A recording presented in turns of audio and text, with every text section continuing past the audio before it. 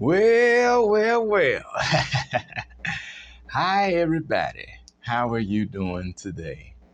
I certainly hope you're doing all right. And I tell you, I'm doing all right myself. Glad to be back with you once again. I am. I really am. And I just want to start by saying thank you very much for tuning in to me. I really do appreciate it. You have no idea what your presence means to me. And I would like to welcome each and every one of you to another episode of TJ's Topics. And if you don't know who I am by now, I am TJ. And it is such a pleasure to be with you. I consider it a joy, an honor, and a privilege to be able to come into your presence on any given occasion. I tell you, it really means a lot to me. And as we continue on through this month of February and this Black History Month and President's Day and all these other days that we have in the month of February, I just want to take a moment to let's just think about some of the things that we've already experienced in what has been about going on 8 weeks now that we've been into the year 2025. Oh my goodness. I tell you. But I'm holding on to the fact that, with every year that starts afresh, New Year's, they bring about a new beginning. And it is a new beginning for a lot of people. And so we just want to continue to have a positive outlook on life and the year and everything else, because if we focus on all these bad things, like what's going on in politics and what's going on out here in the street and everything, we just won't do too well. So let us have high hope and high hopes and let's try to keep a smile on our face if we can. All right, so getting down to business, I want to share a little topic with you today, and it's one that I feel like could step on a few toes if we're not careful, but it's the truth anyhow. And so my topic for today is steeples and testicles go hand in hand. That is what we're talking about for just a few moments. Steeples and testicles go hand in hand. Now, you know what testicles are, especially if you're a man. But now you may be asking a question: how do steeples and testicles go hand in hand? Well, I'm finna tell you. First of all, we all know what steeples are. You find them on the top of the majority of churches around the world. And typically they're real big and they're tall and oftentimes you'll see a cross on top of them. Sometimes they light up at night. Different churches have means of illuminating them in the dark where they can be seen from miles away. And then there are those that even have big bells on the inside. They'll have a bell. You may find that like in Methodist churches and stuff, or some Catholic churches have them with the bells inside, and they'll ring like every hour or something like that. Those are steeples. And but did you know that the idea for the steeple originated from a man's penis? Did you know that? You may want to do some research like I did and you'll discover it. But the truth of the matter is the church idolizes men's sex organs. And that is why the male gender is held to a higher esteem in the church. Steeples and testicles go hand in hand. Now, the idea for the steeple came from a man's erect penis, when he is in the mood, I guess.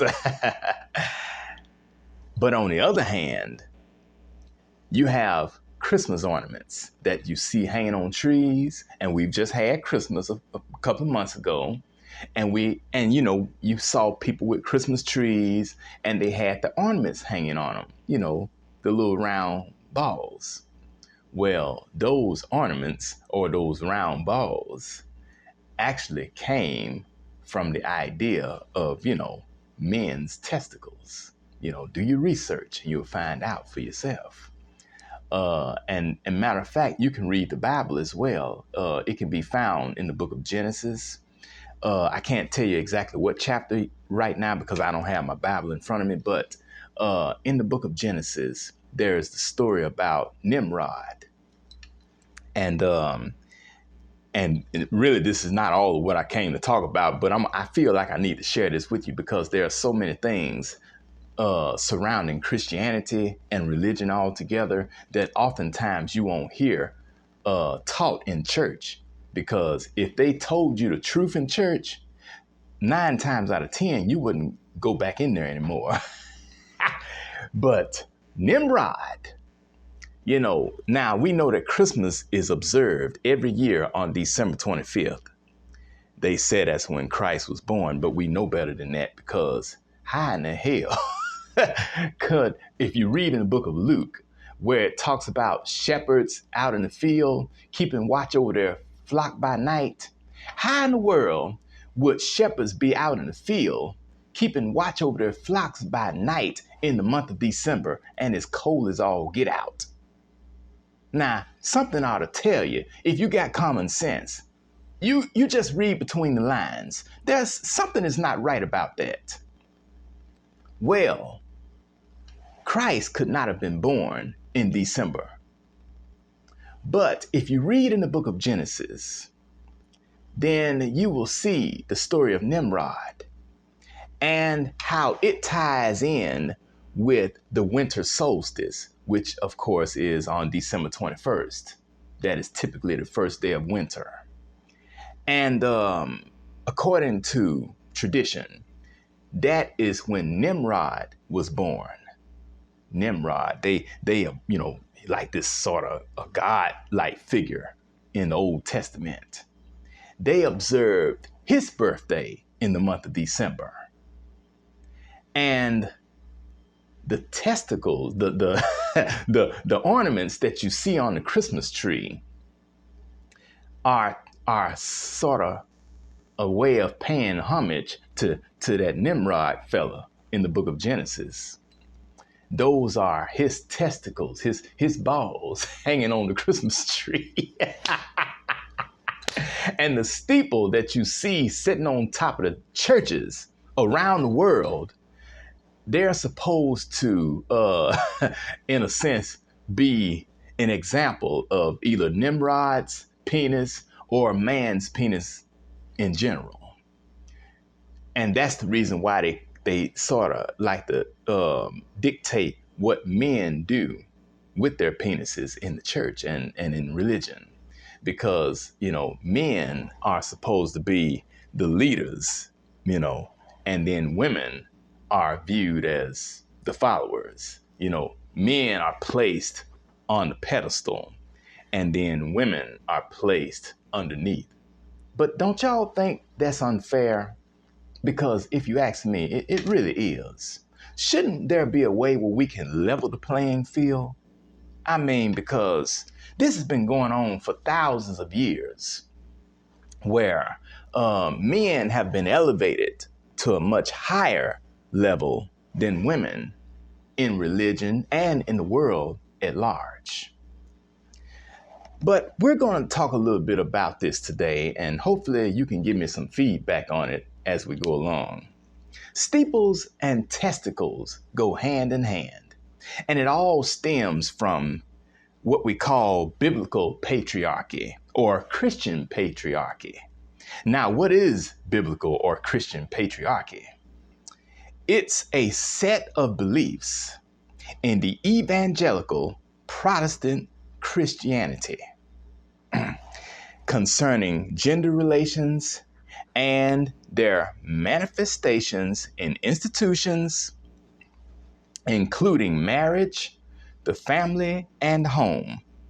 It sees the father as the head of the home, responsible for the conduct of his family. This is where all this comes from, patriarchy, because we live in a patriarchal society where men are viewed as the ones who are to control everything and women are to sort of, follow the lead, and the children also. Is patriarchy rooted in religion? The answer, my friends, is yes. Yes, it is deeply rooted in religion. Religion has definitely played a huge role in shaping societal views and norms, considering women as inferior and men as superior. Not only has patriarchal thinking affected the religious sector, but it has also affected the secular world, particularly in the workplace, where even today, 25 years into the 21st century, women are still at times overlooked for various roles in major companies in favor of men due to the belief that a woman's place is in a home and that only men are qualified to lead. Now, how does that make you feel, ladies and gentlemen, knowing that we are this far into the 21st century and yet people still have the mindset that folks had thousands of years ago based on an antiquated piece of literature, that being the Bible. Now, I want you to keep in mind that the Bible has been labeled as the Word of God, but I would also like to point out that the Bible was not written by God. He didn't pick up a pen and paper and write these words. It was men who wrote the Bible, men who were, for the most part, uneducated. They were somewhat illiterate, didn't have the understanding of things that you and I have today regarding life and how to do business and how to communicate. Speaking of communication, they didn't have means of communication back then like we have today. They didn't have telephones. They didn't have computers. They didn't have email, and they didn't have the internet, and they didn't have man, it's a whole lot of stuff them folks didn't have. And when you think about it, the Bible, at the time it was written and compiled, see, there were men who chose exactly what would go in the Bible. Women had nothing to do with the compilation of the scriptures. It was all men. Men were the ones who ran the church. Even going back to Roman Catholicism, it was only men that were allowed to conduct the business and to organize the various functions and keep up with the affairs and things that happened in and around the church. Women, on the other hand, had to take care of the home, take care of the kids, be there for their husbands, sexually and otherwise. That's all they were viewed as. And during that time, women were viewed as property. Women were not allowed to own property of any kind for the simple fact that they themselves were property. And did you know that as recently as the late 1950s, maybe around 1960, a woman could not even apply for or be approved for her own credit card. Did you know that? Research it. Women could not even have a credit card in their own name as recently as just a little more than 60 years ago. I mean, just 60 plus years ago, women couldn't even have their own credit card. The only way they could have a credit card was if a man, whether it was their husband or their father or something, signed off on it. That was the only way they could be approved for a credit card. Patriarchy. That's what this is all about. And it all stems from what men thought that the Bible said, because they felt like it was God's will for them to be in charge and women to be obedient and to stay in their place. Man, I'm telling you, it's a mess. Now, let me move on to something else. Now, I want to deal with this for a moment, and that is how patriarchy has impacted gender roles within the church, and with regards to the church. You have the liberal view, which is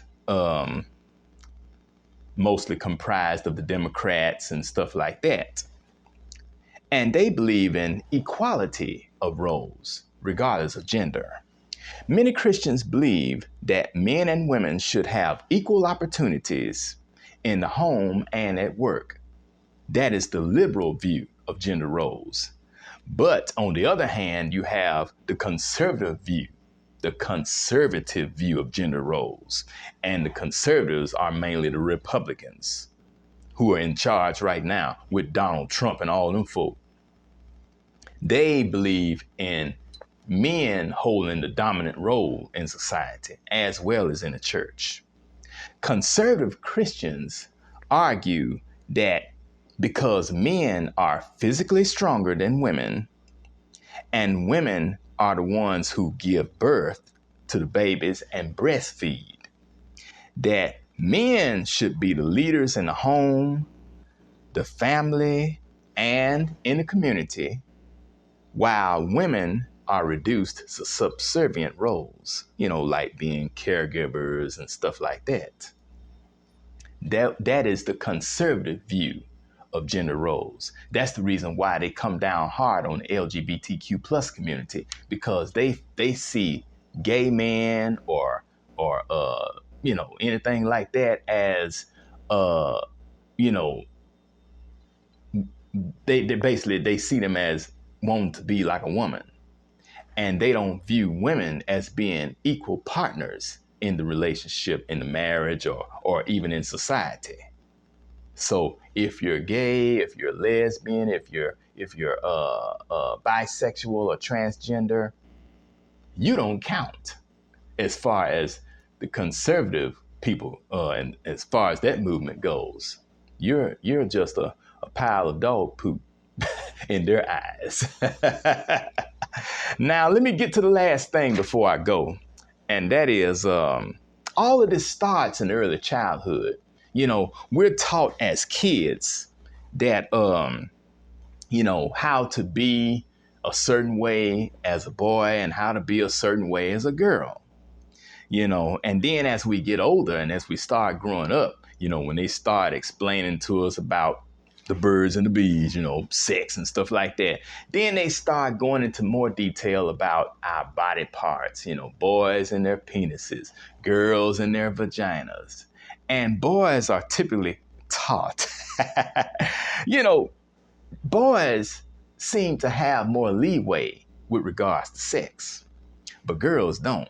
Girls are taught how to be chaste and, keep themselves pure and be holy and stuff, cover up,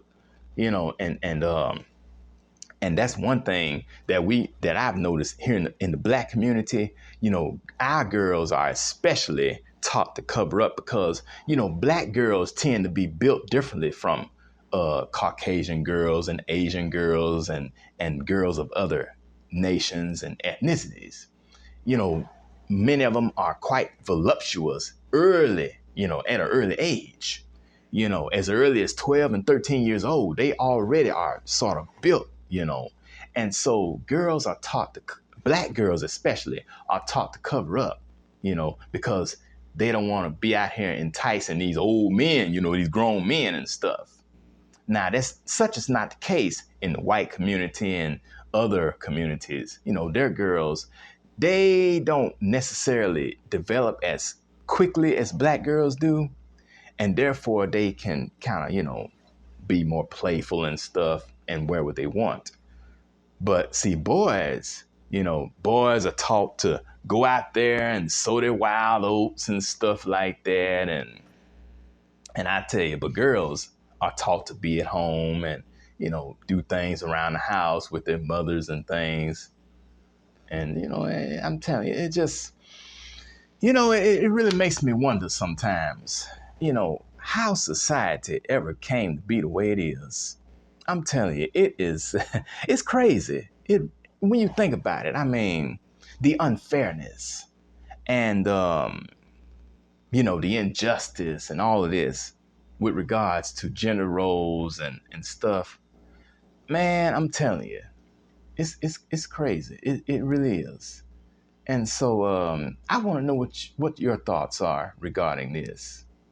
And see, that's the reason why the church is so screwed up, because, they want to teach this here and they want to teach that. And meanwhile, folks are out here doing everything and there's nothing they can do to stop it. It's ignorance. It really is on their part. And they think that the world is lost when in reality it's the church that's lost, because the church has failed to keep up with the times. Oh man, it's crazy. It really is. But I'm gonna leave it right there. And I hope I didn't bore you.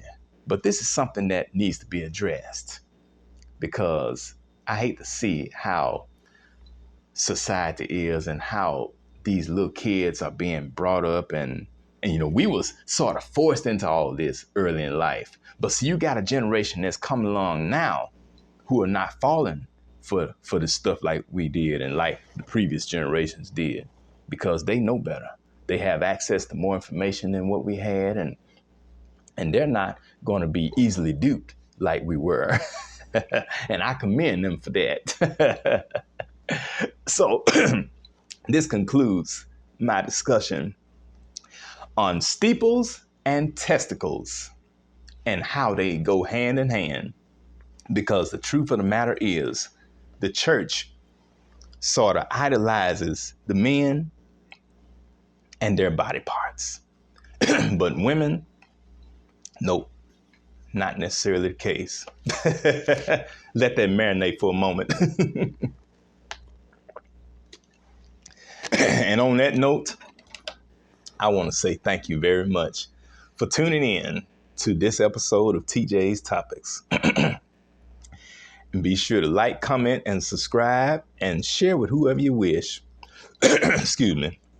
And I really do appreciate it. This discussion sort of got me choked up, but it's very serious. And it's one that I hope that you'll think about as well as we go further along. Because I'm telling you, ignorance has had a heyday. It really has.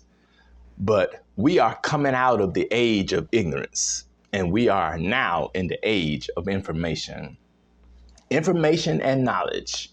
And it's time for each of you out there to be able to receive the knowledge that is available to you. And I hope you'll take advantage of it. This is Taryn Jerome Harris, reminding you that every round goes higher and higher. And I hope all of you have a very good day. I'll talk to you later. Bye-bye.